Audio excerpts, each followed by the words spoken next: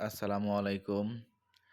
আজকে আমি যে ভিডিওটা নিয়ে এসেছি সেটা হচ্ছে রেডিমেড রিং এর ভিডিও বা স্টিরাপ।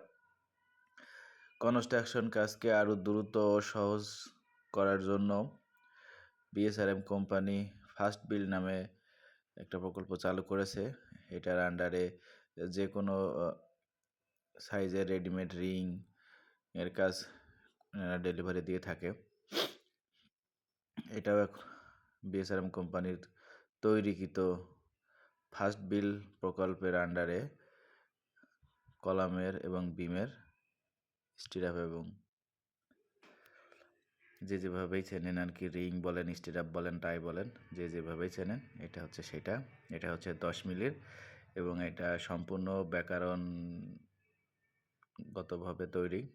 কনস্ট্রাকশন বা স্ট্রাকচারালগতভাবে যেটা দরকার সেইভাবে তৈরি। দেখেন এটার হুকগুলো দেখেন কত সুন্দর করে এবং কত বড় করে দেওয়া। বিএসআরএম কোম্পানি বা জিপিএইচও শুনছি এটা বানানোর চেষ্টা করতেছে। তো যেভাবেই হোক, এটা এভাবে তৈরি করলে যেমন সময় বাঁচে, তেমনই আপনার রড ওয়েস্টেজ বাঁচে। আর সবচেয়ে বড় যেটা হচ্ছে কলামের যে রিং বা বিমের যে রিংগুলো তৈরি করা হয়, এটার যে হচ্ছে হুক, এই হুকটা প্রপারলি মিস্ত্রিরা দেয় না। এই ফার্স্ট বিল্ডের মাধ্যমে তৈরিকৃত রিংয়ে হুকগুলো প্রপারলি আছে, যা আপনার বিল্ডিংয়ের জন্য, স্ট্রাকচারের জন্য খুবই কার্যকরী। এটার মাধ্যমে আপনার সময়ও বাঁচতেছে, আবার রড যে ওয়েস্টেজ হয় সেটাও কম হচ্ছে।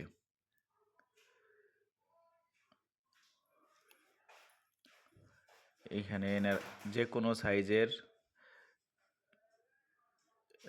রিং পাওয়া যায়, আবার ল্যাপিং সহ রড, তারপরে বেজের যে মাটাম সহ বেজের রড, এগুলো সবই পাওয়া যায় বিএসআরএম কোম্পানিতে। এইগুলোর কারণে যদি এটা বিল্ডিংয়ে শুরুর থেকে এটা নেওয়া হয়, তাহলে আপনার ওয়েস্টেজ পারপাস অনেক টাকা সেভ হবে, আবার সময়ের দিক থেকেও অনেক সেভ হবে। এখানে ভয়ের কিছু নেই, যেমন মাপ দিবেন সেমন সাইজেরই তৈরি করে দিবে। আর রিংয়ের হুক বা রিংয়ের যে বাঁকানো সিস্টেম, এটা মেন্টাল দিয়ে বাঁকায়, যার কারণে যে সাইডগুলো একদম ভাঁজ হয় নাই। এবং এখানে যে মিস্ত্রিরা হাতে তৈরি করার ফলে যে কোনাগুলো সমান করে ফেলে এবং এই জায়গায় একটু ফাটা ফাটা হয় বা একটু দাগ হয়, এখানে কিন্তু একটা পরিমাণও স্ক্র্যাচ নেই সাইডে, কোনো কোনাতেই স্ক্র্যাচ পড়ি নাই, এবং কোনাগুলো সোজা না, রাউন্ড শেপে। আপনি যত মিলির রডের বাঁকা করবেন, মেন্টাল হতে হবে তার ডাবল। আর আমরা তো মনে করেন যে এখানে বানানো হয় 10 মিলির জন্য 10 মিলি অথবা 12 মিলি।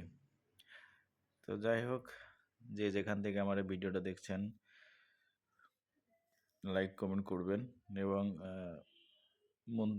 ভালো গঠনমূলক মন্তব্য করবেন। আশা করি সবাই ভালো থাকবেন। আসসালামু আলাইকুম।